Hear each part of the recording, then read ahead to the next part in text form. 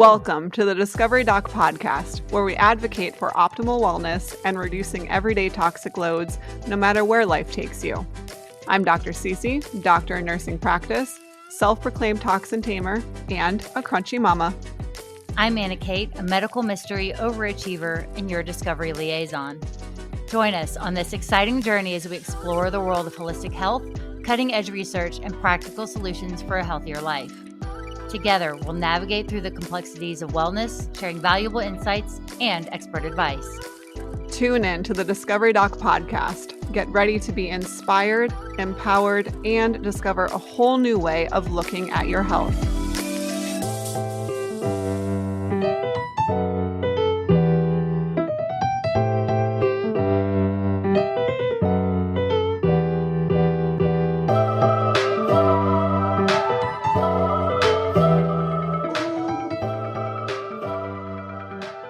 Welcome back to the Discovery Doc podcast. I'm here with your host, Dr. Cece, functional medicine nurse practitioner, self-proclaimed toxin tamer, and crunchy mama of not just 3, but 4. So we've been hiding a secret, but on all episodes you've watched thus far, I sure second them I go. So yeah, when I can't catch my breath and it's an adorable baby bump. That's because the baby is making me out of breath. I'm excited. And it's a young boy. Oh, we are telling people. We are telling people it's a boy. 2 of each. 2 of each, yes. We've been trying to hide him, but he is fully out to play now. So he's adorable, and we're going to get to know him along with getting to know you. And yes. I'm your other host, Anna Kate. Oh, God, I forgot. Sorry. It's okay. We were excited about it. I'm Anna Kate, your medical mystery overachiever and discovery liaison. And I'm so glad she can focus. Pregnancy brain with Swiss cheese pregnancy brain. Who knows what's going to happen? Stay tuned. It's going to be a wild ride. Anyways, on our last episode, we started to dive into female hormones and female health and periods and cycles, learning the term cycle and birth control and all that good stuff. This entire month, we are focusing solely on female health and hormones. We have some awesome experts coming on to our podcast in the upcoming episodes. But as kind of continuing our conversation from last episode, I want to dive a little bit deeper into what I'm seeing changing hormones or contributing to changes of hormones. And clinically, it's very evident because what I am seeing is that girls are getting their first period much earlier than we've seen traditionally.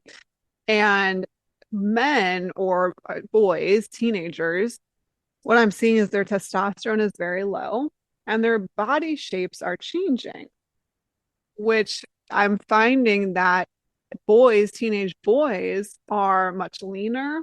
Their hips are a little bit wider. And that there should be like big red flags there. There should be big red flags as to why men's testosterone has decreased, 50-fold over the last 20, 30 years. Why fertility has become such a massive problem for most, not just a little bit of couples, but most couples out there struggle from some sort of infertility. And I just feel like we are being like, I wonder why that's happening. Instead of investigating very easy things that we can make changes of in daily life that are known to cause disruption to our reproductive hormone. And so that, it should be a concern for everybody, because how does a human population survive if it can't reproduce? It doesn't. Or we start becoming dependent on crazy technology, where I just read a study yesterday where, so I'm not going to quote where it's from, I forgot where the country is, but where they've basically taken synthetic stem cells and created an embryo. Yeah, no, God didn't do that. No. So what obviously egg and sperm meet, fertilize, create an embryo, and that's the beginning of life. For science purposes, they can't take viable embryos and mess with them. Obviously, that's immoral. So they've now created it from synthetic stem cells. What is that thing going to turn into? Someone tell me. Not a baby. Not a human. Right. Anyways, so it's a messy situation, especially if you are a God-fearing human, that people are tampering with this. But it all stems back to our hormones, and I think that they are trying to do that because they see that reproduction is going down so much. Fertility. You know the story about how all the scientists got together and they were going to make like a new world, and they were going to make human, and they were going to do all of this stuff, and they were trying to do it all, and they went and they asked God, like, "Hey, we were told them we can do it better than you," and then they scooped up a handful of dirt, and God goes, "It's your own dirt. I made that. That's mine. It's your own dirt." That's all I'm going to say about that. So, yeah, that's just a little sidetracked, but I am seeing that where decreased testosterone in men with teenage boys who are thinner, wider hips, and then girls who are getting their periods way earlier. And then women, just so many women with abnormal periods. And this was way prior to COVID. COVID has definitely amplified it, where I'm seeing an increase in reproductive issues post-COVID, as well as shorter menstrual cycles, irregular, heavier periods, more clotting, things like that. But it definitely wasn't new. That's been going on for years and years and years and years. And there's so many aspects of it. So I don't want to minimize all the things that can impact your hormones, because there are so darn many. But we are simply going to start talking about endocrine disruptors and how we can make changes in daily life to reduce that exposure. So what's an endocrine? My joke. Endocrine, why is it so disruptive? Yes. So endocrine disrupting chemicals are chemicals that mimic or block our ability or interfere with our ability to produce our own hormones, which are part of the endocrine system. Right. Those hormones are needed to maintain things like our cycle and our period, and produce progesterone and testosterone and all these other hormones that are essential for our health. Yeah, endocrine glands are all over the body. So a lot of people think that there's just like one or two, but they're all over the body, and they produce hormones that act as like these signaling molecules after they're released into the circulatory system. Little messengers, essentially, are what they are. And our hormones are dependent on this messaging system because it controls a ton of our biological processes like growth, fertility, development, reproduction.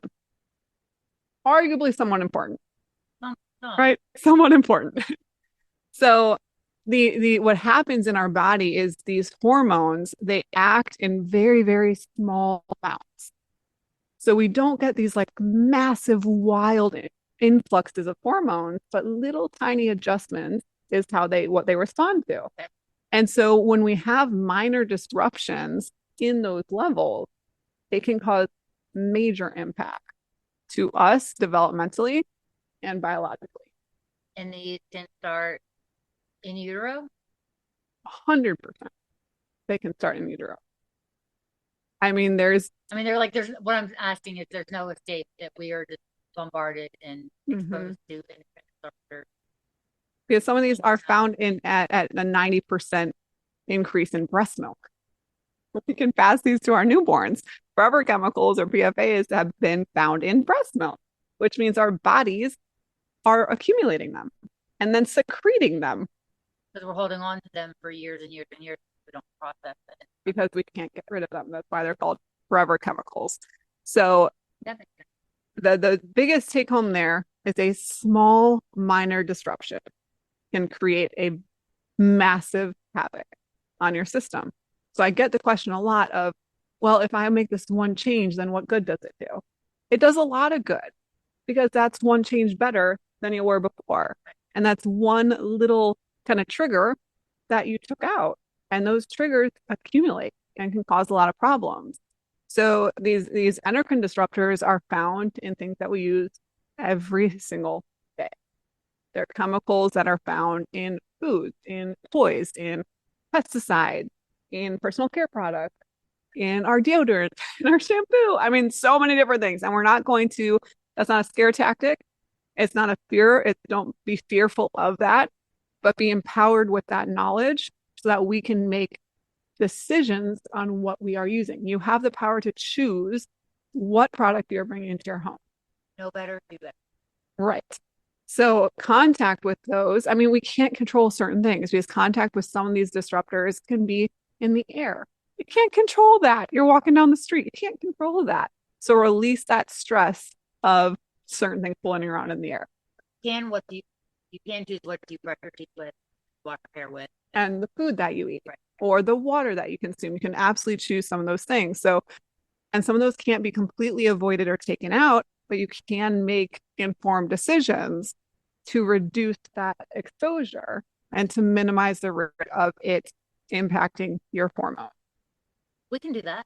We can do that. We can do that. So I think and we've touched a little bit, like if you go back to our air and water episodes, that is just great general information on how to start removing some of those things. So we're not going to dive too much into that now, but I think it's important to know some of the top and the most well-studied endocrine disruptors and what they do.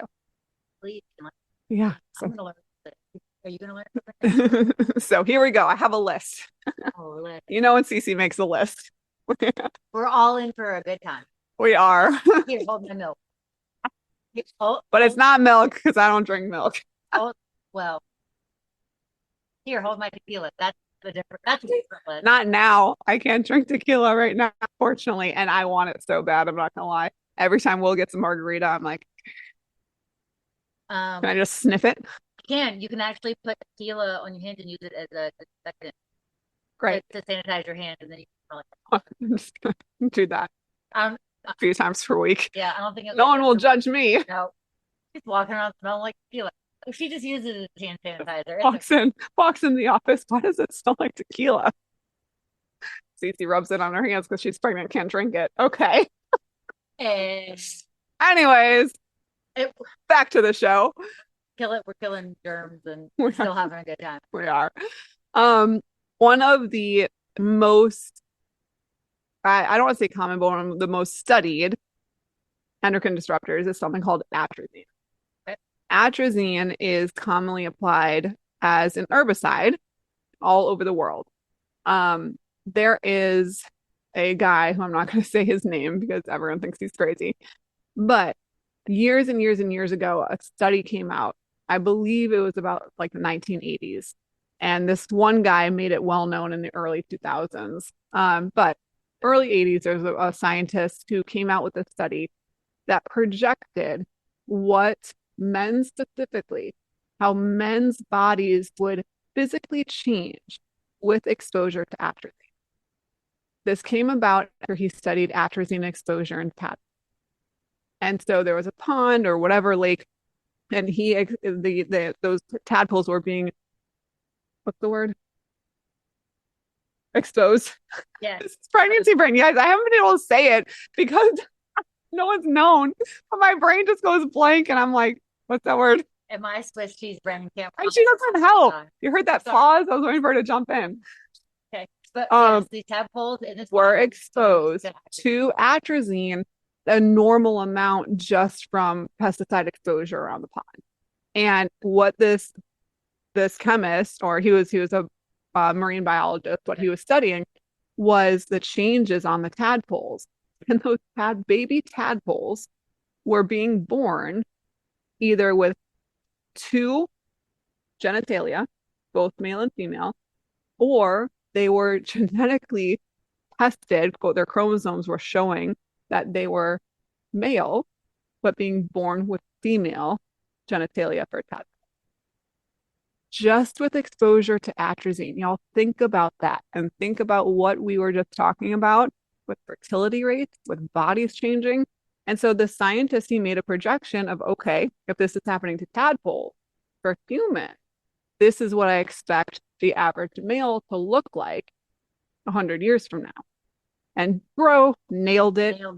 The first picture is like your burly, husky, chest hair, muscular man. Yeah, like a mountain man, right? And then fast forward the last picture of it, and I can't remember, I think it was maybe like 2030 that was projected to be, was a very thin, frail looking, wider hips, higher cheekbone man. No hair. Yeah. So anyways, that's an interesting study to look at. And brings us back to point A, is that that's just one. That's one herbicide that we are exposed to. Not to mention that I guess the next most common would be BPA. We all know what BPA is with our water bottles and things like that. It's used to make plastics and manufacturing, food packages, etc. Dioxins are another one that are byproducts of certain manufacturing processes, especially for herbicides. Perchlorate is another guy that we're exposed to quite a bit. It's something that we mentioned earlier, our PFAs, our forever chemicals, which mainstream media has kind of picked up on and is now putting out in the world more so than it ever has, with PFAs being in our water supplies and in breast milk and in cookware. I even saw that in a general mainstream article the other day, and I was like, about time. Drinking the water that got PFAs in it, if she's feeding her baby, that makes sense. Mm-hmm. It's not breast milk. Just, right. It's because mom did it. And just it. Mm-hmm. Yeah. Exactly. And basically they're finding that they're indestructible. You can't get rid of them. You can't take them out of anything. Phthalates are another big one that we see a lot in personal care products, cosmetics, things like that, and triclosan as well. It's the list goes on and on and on. It's just a matter of small little things in everyday life that contain these chemicals. It bioaccumulates. And if we go back to what we were saying earlier, where minor adjustments cause major havoc, then your minor shampoo can cause major product, right? That's what it's about. It's making those better decisions to remove that toxic burden or that toxin load in something that you can control. What you can control, what's in your home. That's my biggest thing. Everything else I try not to stress about and go down rabbit holes. We talked about this before, is that you can't live in the bubble of I'm not going to be exposed to anything ever. And right. Yeah, it's just not real life. Right. So go enjoy life, but make the best decisions when you make it. And there sometimes you will have options to be three really crappy things, but there is a lesser evil of one of them. Yes. Pick that one. And that's why I always say a better option. So like when I do some of these posts that are like, oh, non-toxic or better options at Kroger or whatever it is. And someone will be like, wait, but I thought this one is not as good as this. And I'm like, yes, but the one that you're saying is not available at that store. Right. So even amongst wherever you shop, wherever you go, like Anna Kate just said, there's always a better option within that store that you can choose. Turn and learn. You don't have to go to 6,000 different stores. No. Get all this stuff. I feel like I do that. And that unless you're psycho like me. Yeah. And me. I go to like 4 different stores. I mean, it is the thing of you like what you like, but it's also what's good for you and what's good for your family. Mm-hmm. And what's available, what's right. convenient. There's price differences in a lot of these things. So it's just about making the best decision that you can make to what's available to you. I left the other day and went to that grocery store across the street, and I got like halfway through looking for my normal stuff. It's not the grocery store I normally shop at, and I almost abandoned my buggy, but I bought something and then left, and I went to my regular. Because it was just too much. It was overwhelming. Well, I couldn't find what I wanted. They didn't have like snacks that we had today. They didn't have that, so I had to go to Publix anyway. Yeah, I like Publix, but there's other ones that like Sprouts. There's something that I'll go to Whole Foods for occasionally, but that's not where I want to go and do all my major shopping. Yeah. You can also cherry pick like she is. And now, a word from our sponsor. Most people don't realize the connection between the immune and digestive systems. In fact, 70 to 80% of your immune system lives in your gut. That's why it's so important to protect yourself daily. Stellar Biotics are pioneers in immune and gut health with 20 plus years of science behind their metabiotic and probiotic supplements. They are all natural, proven safe and effective for everyone in your family, children, nursing mothers, and even pets. I trust them for my family's immune and gut health support, and I hope you consider them for your family too. Learn more at stellarbiotics.com and use coupon code DrCC10 to get 10% off your purchase today. And bringing it back to hormones is those conversations about removing some of those things that we can remove. We've discussed in other episodes. Y'all can go back and listen. But when it comes to hormones and thinking about how, okay, these products, these endocrine disruptors can absolutely cause disruption with my fertility, with my cycle, what we can do about that. Because some of that is not just removing products from your home and then your hormones magically correct themselves, right? We need help. We need someone good to help us. I'm trying to help this trick, y'all. But I would suggest find a functional medicine provider. That functional medicine provider will run way more comprehensive labs than a traditional GYN or OB will, because we're looking at these hormones in multiple ways. Every every route tells us something different. So our blood tells us one thing, our saliva tells us one thing, our urine, our poop tells us one thing. It's not all equal. So when we go to like an OBGYN and they're doing, maybe an estrogen and a progesterone on blood work one time, that's great, but that is a snippet of your hormone, right? That is, we discussed this in our previous episode also. Our hormones change over the entire month. So your estradiol, your estrogen, your progesterone could look perfect on the day that you drew it. And then, hey, you look great, nothing's wrong. But what about the other 27 days in your cycle? What are they doing then?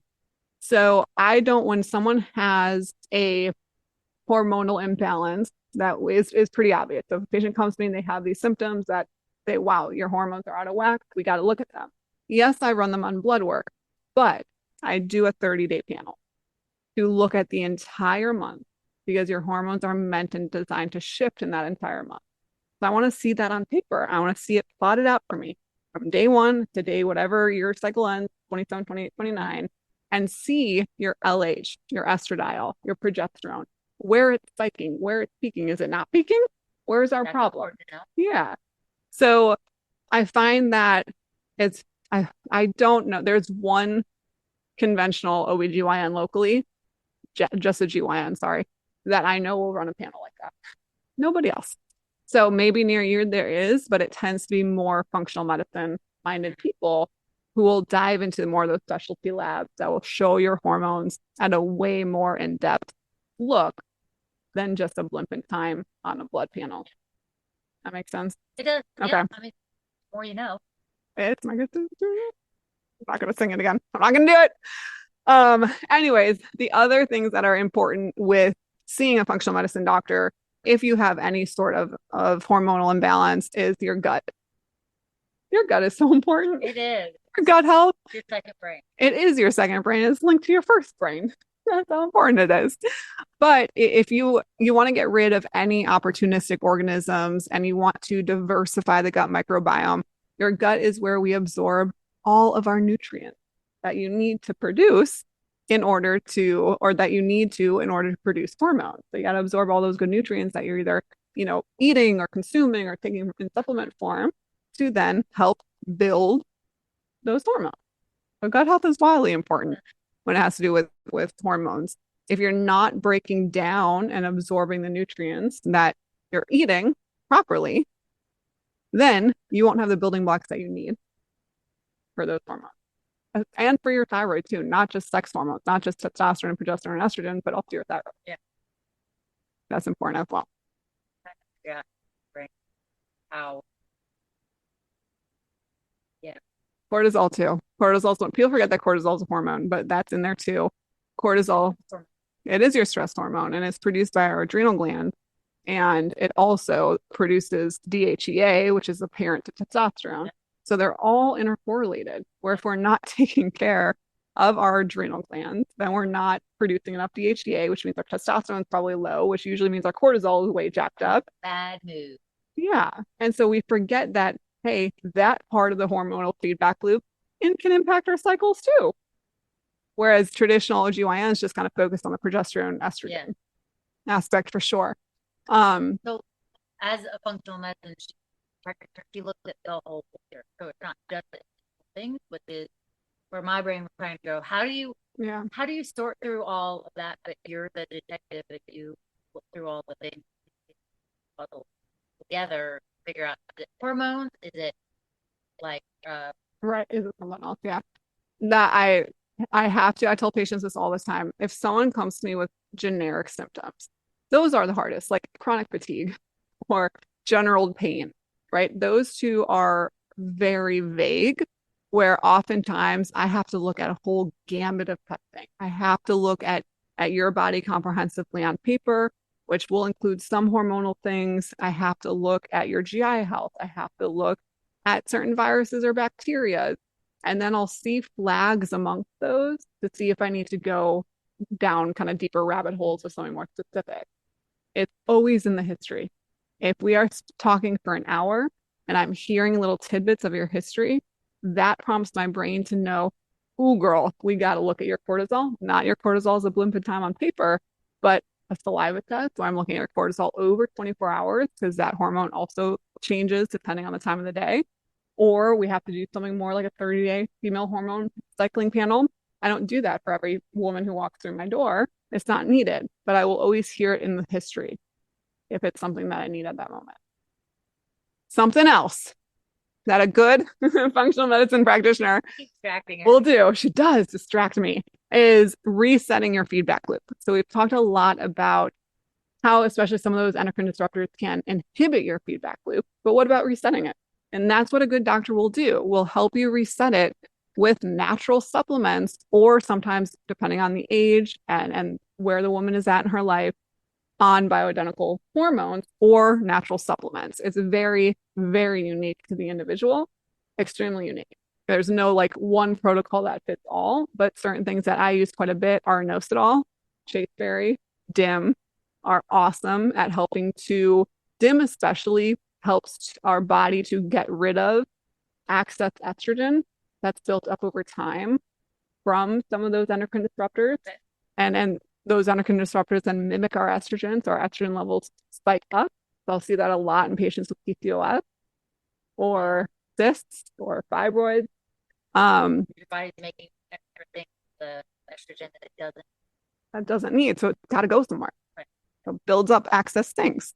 Calcium D-glucarate is also a good one, and resveratrol are awesome at helping to eliminate some of those synthetic estrogens. Actually, yes. Well, not me, but yes. Not this.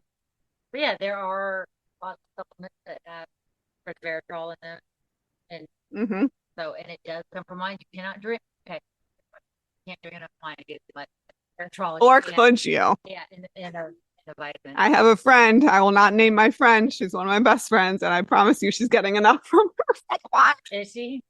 Good to know. We don't name names here.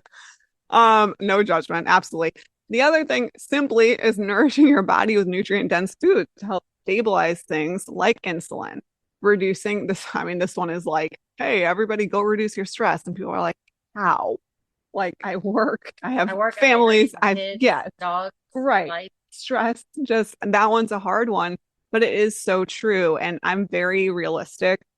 Like, I know my patients cannot go sit and meditate for 4 hours in a day and just like, yes, take a nap and just relax. Like, it's not real life for a lot of people. But there are little things that you can implement throughout your day to help keep your cortisol levels down. So we're not inhibiting those feedback loops of our sex hormones that then play a part in our cycles. Go ground yourself for 5 minutes outside. You know, Anna Kate does that when we leave recording. She's like, I'm just going to stand in your yard and with my feet just barefoot and just ground for 5 minutes. That's it. And so find those little breaks in your day to center yourself, to ground yourself, to just get outside and be in the sunshine for screen down 3 minutes. Yes, that's all I'm asking for. You can have a little reminder on your Apple Watch or your phone or whatever. That's breathing technique for 90 seconds. Yep. And Dr. Diamco go to something you can watch that the end of that episode to be able to breath break. Yeah, there are so many different things. You can take a little prayer break, a little meditation break. And by little, I mean a minute or two. You know, it doesn't have to be this long, drastic thing. But when our cortisol stays so high and we're constantly in that state of fight or flight, it directly depletes our progesterone. It also inhibits how we produce our testosterone. So, I mean, and it's not just for female hormones, but for life in general. We can't sustain staying in that high fight or flight state. So, implement small things in your day that's sustainable, that's just built into your routine for 1, 2, 3 minutes at a time. Do that. You can do that. You can totally do that. When it comes to removing some of those endocrine disruptors, we're not going to rehash that again. We talked about some of the big ones in previous episodes. So go look at that. We have some awesome swaps on my Instagram that are just products, random products at a time, where I'll always show you, hey, these aren't so great, but these are awesome choices. So just start slowly implementing those. You had an awesome question earlier on our previous episode. Do you remember what it was? Oh yeah. What happens when you're in your cycle and you're on your period and your menses? What's your preferred? Yes. So this is a big one that I want to talk about because it is absolutely ridiculous that women are using toxic products on female parts.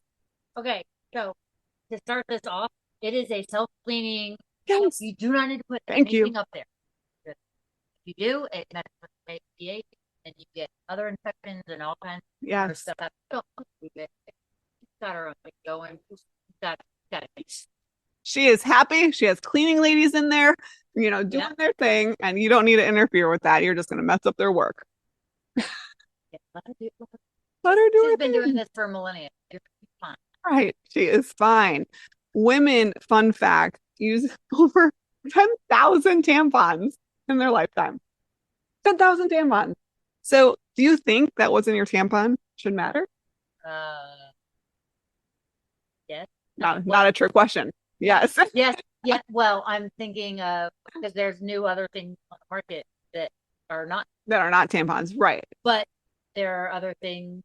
So, well, do you want to know? I can tell. What is she talking about? Okay, so I have dexterity mobility issues with my hands. So sometimes a traditional tampon was not gonna. That was just close enough.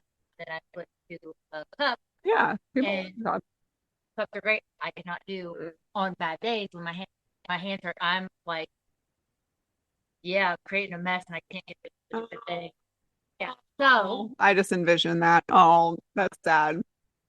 Well, I mean, my hand blood everywhere. Yeah. So, and if you're not at home or not in if you're like at your parents' house or a friend's house and you have to make an adjustment, if you're not in a place where they're distinct right next to where you are, that's what it does. So now I have decided to use the underwear and I pre-bleed, and that felt so much better. Yeah. I don't have as much cramping because I'm not putting stuff up and trying to get it out. I might ruin your underwear depending on the company that you use. Don't tell me the company. Don't say it. Well, I mean, the other thing is that I could just wear it or no underwear week and then I'm not going that far. To her point, I will have a lot of women who go from using traditional tampons to either using the cup or period underwear, and they stop getting so many clots. Yeah. That is a wildly common just feedback for me here, which tells you a lot. Those products come in contact with our most intimate and sensitive parts. So we should absolutely know what's in them. And unfortunately, in tampons and pads and liners and period underwear, some of them, there's been 2 big companies that have had lawsuits because forever chemicals are found in their period underwear. We'll talk about that off camera. So. Yeah. If you are a non-toxic period underwear provider, please reach out to me. Yes. There's one that I found actually, but a lot of them contain some of those chemicals that we talked about earlier, the dioxychlorine, genetically modified cotton. Why does it need to be? Why? Just use real cotton. Why are we doing that? Or undisclosed synthetic fragrance, where they're adding fragrance, to make it not stinky, but it's chemicals, And then that's going to make that's going to make this smell worse because it's the pH. It's not that bad. Just yes. Really stay on top of it and you're fine. Yes, exactly. VOCs, volatile organic compounds, are very common in those PFAs. And again, I actually put this on my Instagram. I'm not going to say it here, but there are certain absorbent period brands, underwear brands, that have been sued because they've been found to have PFAs in their underwear. And they're two very, very, y'all know who I'm talking about, two very famous companies, big companies for period underwear. There I don't remember the name of the one that I found. It's on my Instagram. I can go back and look. But the other important part are menstrual products, which I had no idea until I actually started doing research on my own this year. I had no idea that this was true. But menstrual products are actually regulated by the FDA as a class 2 medical device. Okay, think about that. But the FDA does not require manufacturers to list all ingredients. So you're telling me that you're a proper medical device that you as a government agency is regulating.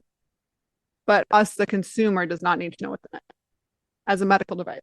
Well, this is also the same FDA that puts chemicals all over food and doesn't tell us what those are. Oh, they're going to shut us down.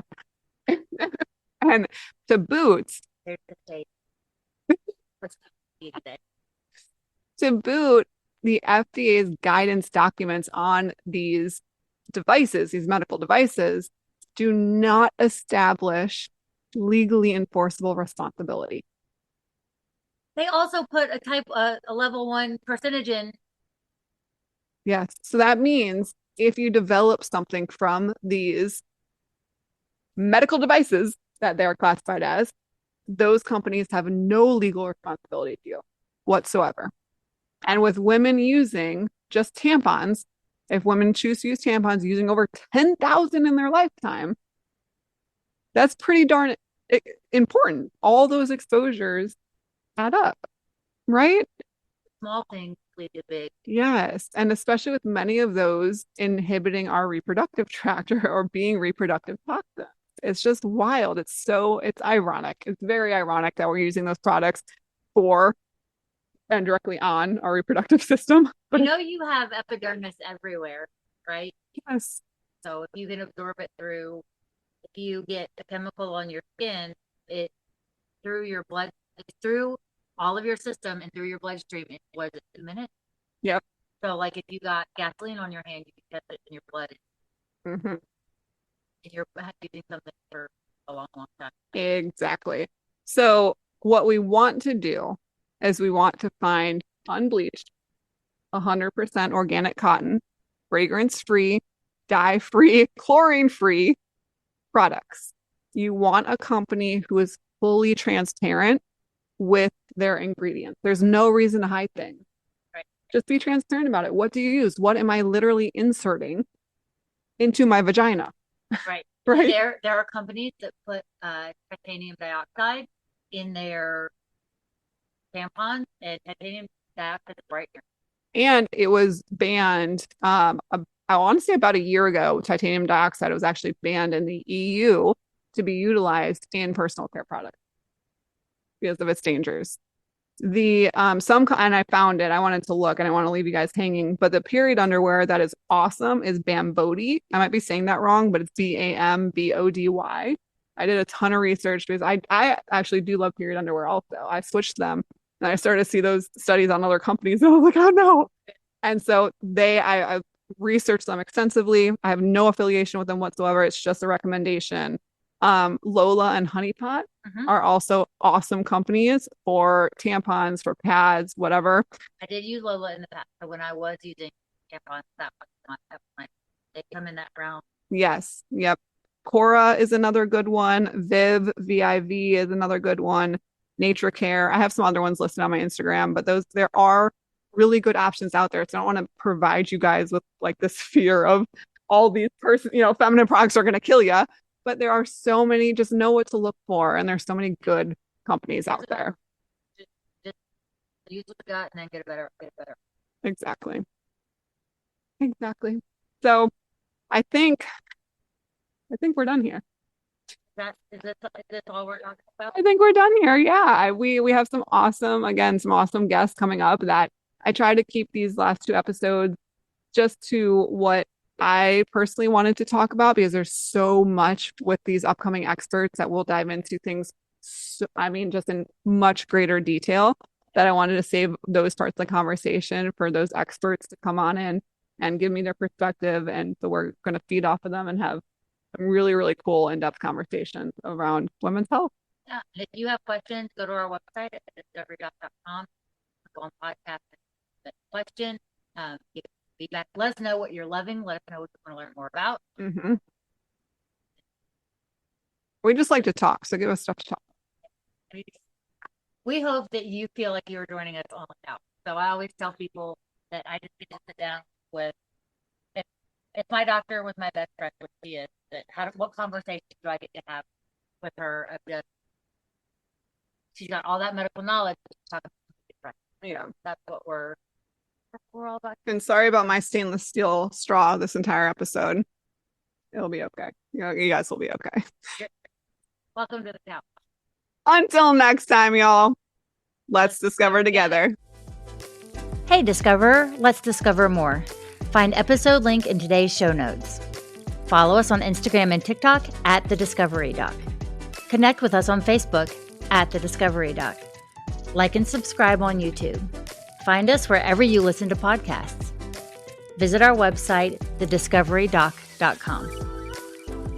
This podcast is produced by Soulpreneurs Association and powered by soulsoftware.co, empowering your digital journey with innovative solutions.